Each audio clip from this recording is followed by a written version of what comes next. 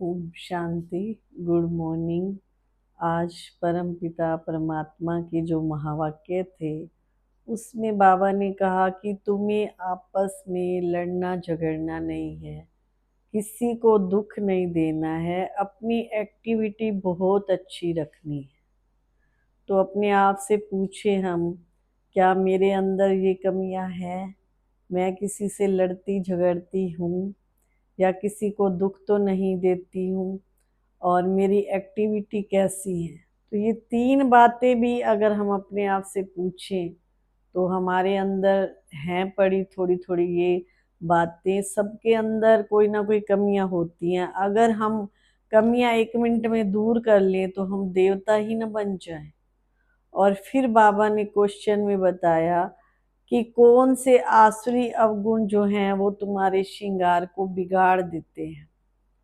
छोटे छोटे अवगुण होते हैं ना, तो वो हम जो अच्छी आत्माएं हैं, देव आत्माएं हैं, वो हमारे सारे श्रृंगार को बिगाड़, कौन सी आदतें आदतें हमारे अंदर होती हैं जो हमारे श्रृंगार को ही बिगाड़ देती हैं। हंसता मुस्कुराता चेहरा होता है और इतना खिला हुआ चेहरा होता है, कोई थोड़ा सा भी कुछ बोल देता है तो उसी समय हमारा मन जो है क्या हो जाता है, खराब हो जाता है, मूड ऑफ हो जाता है। इसने मुझे ऐसा क्यों कहा?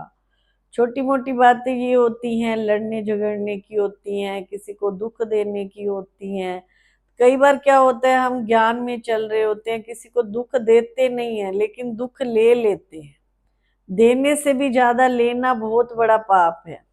अगर आप किसी को कुछ नहीं बोलते हो, कुछ ज्यादा किसी के साथ लड़ते झगड़ते नहीं हो, और सामने वाला आपको क्या बोल के चला गया या ये, और हम दुखी होते रहे, तो उसको याद नहीं है मैंने उसको क्या बोला, वो आराम से सो जाता है और हम क्या होते रहते हैं, दुखी होते रहते हैं। तो ये भी जब उस समय ये बातें हमारे अंदर आई तो अपने मन को, हमारी दादी जान की कहते थे कि हम कोई डस्टबिन थोड़ी हैं जो कोई जो आए डाल के चला जाए। हमारी स्थिति ऐसी होनी चाहिए कि कोई कुछ भी बोले लेकिन हमारे मन पे उसका असर ना हो। ये भी नहीं है कि हम ज्ञान में चल रहे हैं तो कोई जो हमारे साथ जैसा व्यवहार करे हम चुपचाप सहन करते जाए। कल भी बाबा ने कहा था कि अगर आपको गुस्सा आता है तो 2 शक्तियां अपने अंदर धारण कर लो, सहन शक्ति और समाने की शक्ति। कब हमको सहन करना है, कब समाना है, ये 2 शक्तियां होना बहुत जरूरी है। तो शक्तियां और जब गुणों का धारण करते हैं हम, जैसे आसुरी अवगुण कौन से हैं ये भी हमें पता होना चाहिए, और दैवी गुण कौन से हैं। दैवी गुणों में 36 गुण आते हैं, हर्षित मुक्ता, मधुरता, निर्माणता, सहनशीलता, और हर्षित मुक्ता, पवित्रता, गंभीरता। तो ये सब आत्मा के गुण हैं। अगर हम इनको, इन गुणों को जब चाहे चाहे उस समय हम इन गुणों को अपने अंदर धारण कर लें, समा लें, तो ये हो नहीं सकता कि हम विकारों के साथ युद्ध ना कर सके। आपने देखा होगा रामायण महाभारत में भी कि जिसको जिस समय जो बाण चाहिए होता था उसी समय वो प्रेयर करके वो बाण लेते थे और युद्ध वाले जो सामने युद्ध कर रहा होता था उसके आगे छोड़ते थे। तो ये वो बाणों की बात नहीं है, ये मन के अंदर जो माया के साथ हमारी लड़ाई चल रही है दिन रात, उसके सामने हमने अपने अंदर क्या धारण करना है। कई लोग तो ऐसी बातें सुनना भी पसंद नहीं करते हैं, कहते हैं, मैं देखती हूँ कमेंट्स में कि मैडम ये तो कलयुग है, यहाँ ऐसा नहीं हो सकता है।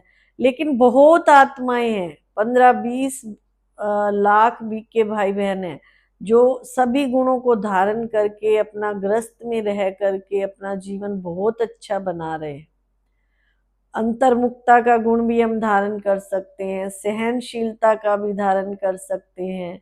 मुस्कुराने में तो किसी का कुछ नहीं लगता, किसी को देख के हम थोड़ा सा स्माइल कर दें तो भी हमारा कुछ लगता है उसमें, जो वो अगला भी हमारे को देख के स्माइल कर दे। तो यही बाबा ने क्वेश्चन में कहा कि आसुरी अवगुण जो होते हैं ना वो हमारे श्रृंगार को बिगाड़ देते हैं। जो दुख देना, दुख लेना, ये सबसे बड़ा अवगुण है।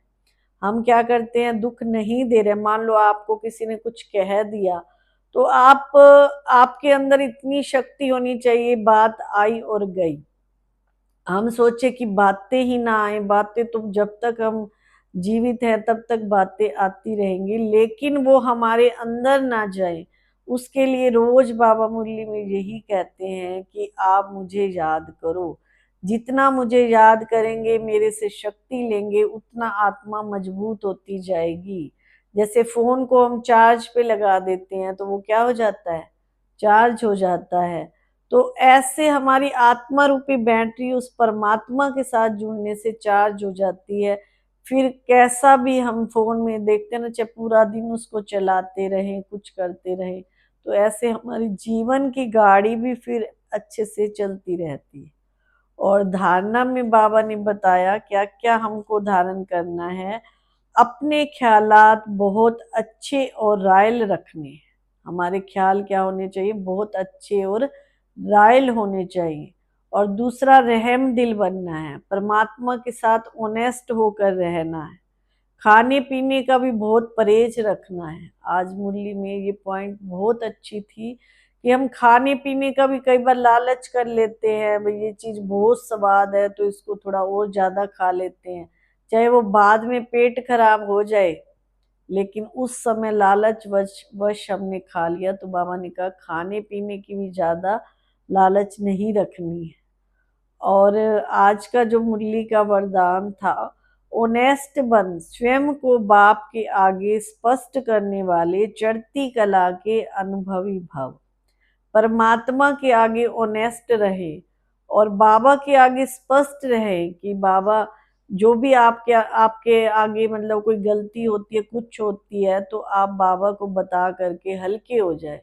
तो ये होता है कि अपने आप को हल्का करने का, कि जब भी आप रात को सोए तो बाबा को कहें कि आज मेरे से ये गलती हुई, आज उस आत्मा ने ऐसे कहा, तो भगवान जाने ना, जो भी हमारे मन तो हल्का हो गया ना। हम क्या करते हैं, हम दुनिया वालों को जाके सुनाते हैं, वो ऐसा है, वो ऐसा है, उसने आज मुझे, तो वो क्या करेगा, वो आगे चार को सुनाएगा, भाई उस बहन के साथ ऐसे हुआ, तो वो हमारे ऊपर बोझ चढ़ गया, और भी हमारा मन मन पे बोझ चढ़ गया।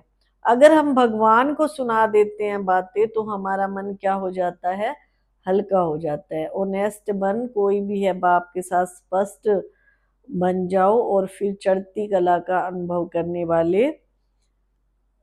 वाले अनुभवी मूर्त भाव। कितना अच्छा ये बाबा का वरदान था। और फिर स्लोगन में बाबा ने कहा कि सच्चा तपस्वी वह है जो सर्व स्व त्याग त्याग की पोजीशन में रहता है। सच्चा तपस्वी वह है जो सर्व स्व त्याग की पोजीशन में रहता है। भाई तपस्वी माना सब कुछ त्याग। अब देखो, राजा जनक रहते महल में थे, लेकिन फिर भी उनका मोह नहीं था। आज कलयुग का समय, चाहे साधु है, संत है, सबके पास सुख के साधन है, लेकिन उन सुखों में भी रहते हुए हम उससे निर्लेप रहें। आज साधन है तो ठीक है, कल ये साधन मान लो नहीं रहेंगे तो हम उसमें यूं नहीं कि फंसे रहे।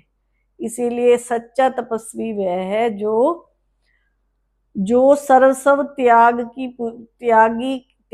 पोजीशन में रहते हैं। जो सर्वस्व त्याग की, सच्चा तपस्वी वह जो सर्वस्व त्याग की पोजीशन में रहते हैं। आज सुख के साधन है, कल नहीं है, तो भी हम रहना सीखें, ये सच्चे तपस्वी की निशानी है।